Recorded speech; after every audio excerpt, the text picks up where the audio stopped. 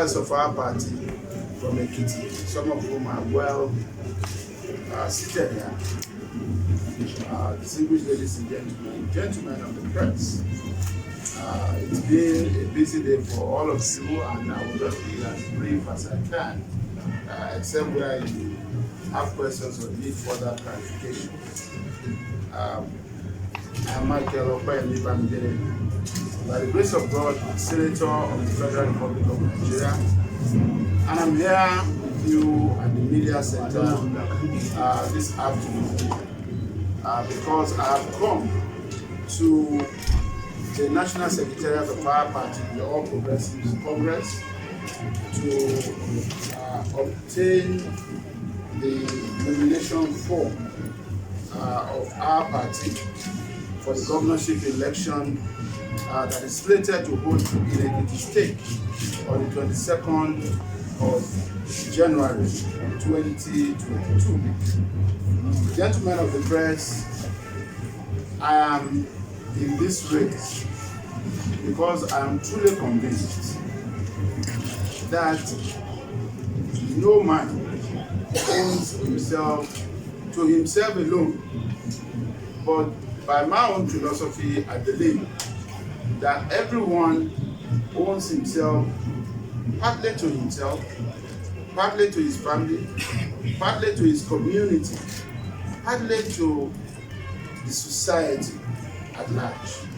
And that at the end of the day, whichever talents were given by God Almighty, will have to account for each and every one of them. I've had privileges and opportunities. By the grace of God, I've had extreme and extended exposure in the three arms of government.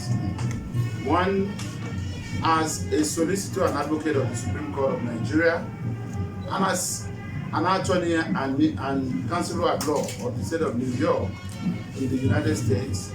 And this, in the last 30 years, had given me an opportunity to network extensively within the judicial arm of government. And today, by the grace of God, I'm a member of the body of benchers, which is the highest decision-making organ of the legal profession.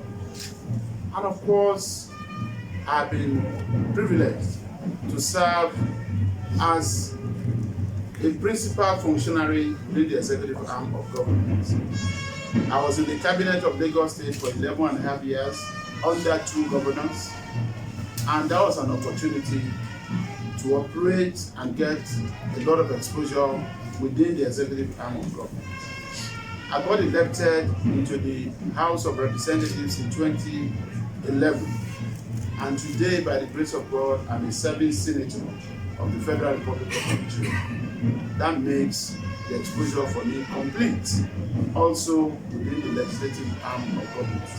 So, having traversed the three arms of government, I want to say, with due respect and with every sense of modesty, that I have got what it takes to lead a state like Ekiti in a time like this, when everyone who has a scientific understanding of what is wrong and what is to be done needs to come forward to present himself to the people. And I'm not contesting this election because I believe I'm the only one who can add value in the state.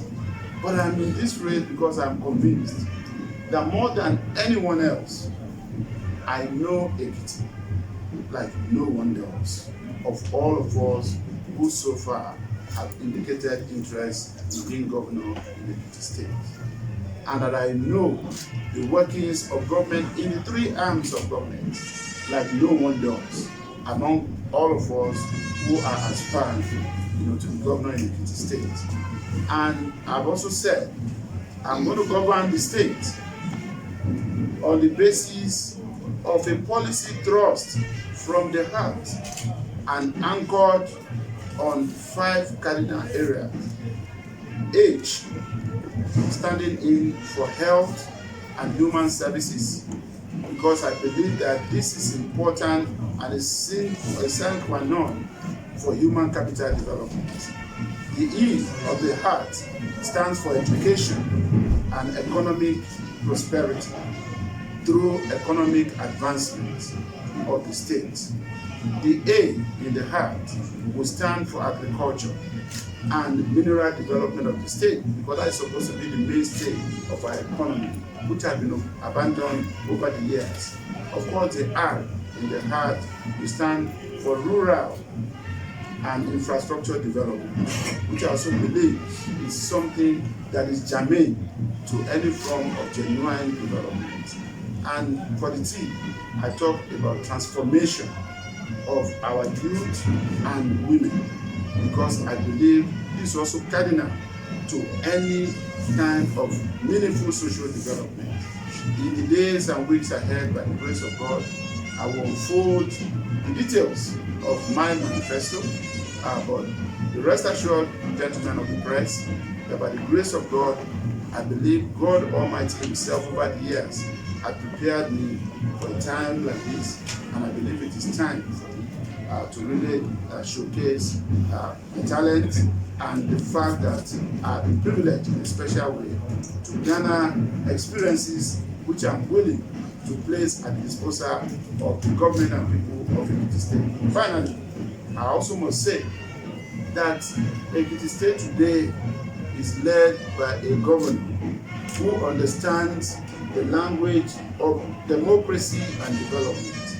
His Excellency Dr. John Kayode, and his administration has done so well and so much for Ekiti State. And I believe that administration deserves to have a worthy and well-focused successor that will not only protect the legacy of our party and of the administration in Ekiti State, but that will also build on that legacy and take Ekiti State to the very next level, of development. Gentlemen of the press, once again, I want to thank you for your attention.